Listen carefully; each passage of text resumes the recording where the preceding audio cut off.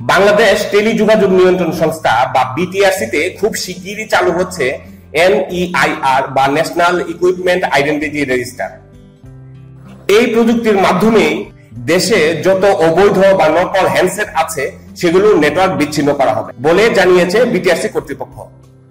তাই mobile phone কেনার আগে সতর্কতা অবলম্বনের পরামর্শ দিয়ে বিটিআরসি একটি বিজ্ঞপ্তি জারি করেছে খুব সম্প্রতি।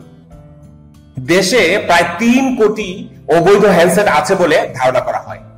সেগুলো বিদেশ থেকে অবৈধ পথে বা অবৈধ উপায়ে আমদানি করা হয়, যার কারণে সেই সকল অবৈধ হ্যান্ডসেটের রেজিস্ট্রেশন বা কোনো ধরনের তথ্য বিটিআরসি তে নাই। শুধুমাত্র যেগুলো বৈধ হ্যান্ডসেট সেইগুলোরই তথ্য বিটিআরসি তে আছে, যার মানে যেগুলোর তথ্য বিটিআরসি তে নেই সেগুলোর নেটওয়ার্ক বিচ্ছিন্ন করা হবে।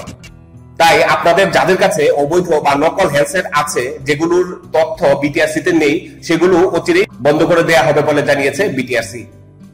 আবার আমাদের মধ্যে অনেকেই আছেন যারা কিনা বিদেশ থেকে হ্যান্ডসেট কিনে নিয়ে আসেন, সেগুলো তো আর বিটিআরসি তে রেজিস্ট্রেশন করা হয় না, বা আমাদের অনেক আত্মীয় দেশের বাইরে থাকার কারণে তারা অনেকেই আমাদেরকে মোবাইল ফোন গিফট করে থাকেন দেশে পাঠিয়ে, সেগুলো তো আর বিটিআরসি তে রেকর্ড করা হয় না।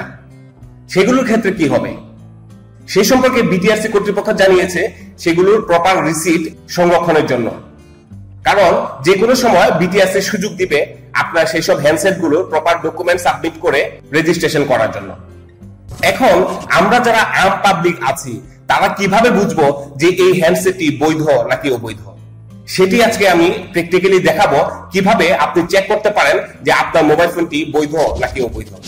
হ্যালো ভিউয়ার্স, আসসালামু আলাইকুম, আপনাদের স্বাগত জানাচ্ছি, আমি কৌশিক।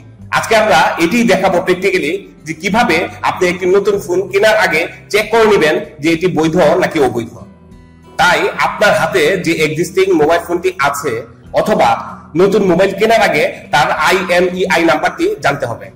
তো সেই ক্ষেত্রে সেই নাম্বারটি আপনার বক্সে লেখা থাকতে পারে অথবা লেখা থাকা নাম্বারটিও ভুল বা নকল থাকতে পারে। সেই জন্য আপনার মোবাইল হ্যান্ডসেট থেকে নিজেই বের করে নিতে পারেন আপনার IMEI নাম্বারটি।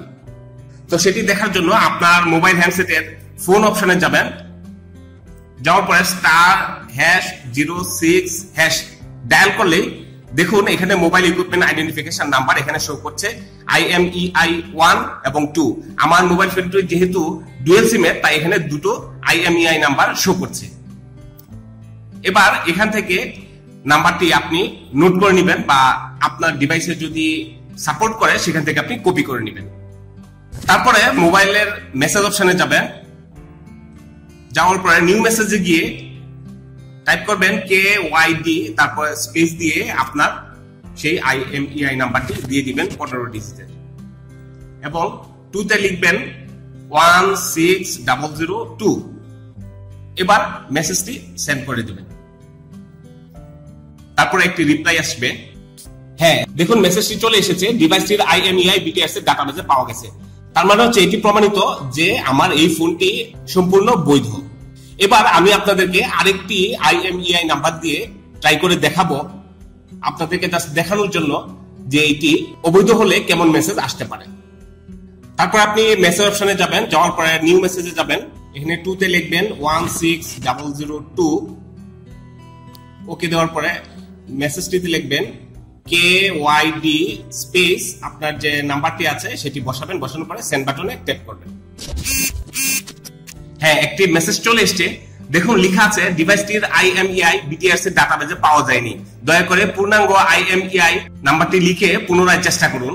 কিভাবে চেষ্টা করতে বলছে সেটি এখানে লেখা আছে। তার মানে হচ্ছে এই সেটটি বিটিআরসি তে রেজিস্ট্রিত না, তার মানে এই সেটটি অবৈধ, এটা প্রমাণিত হলো।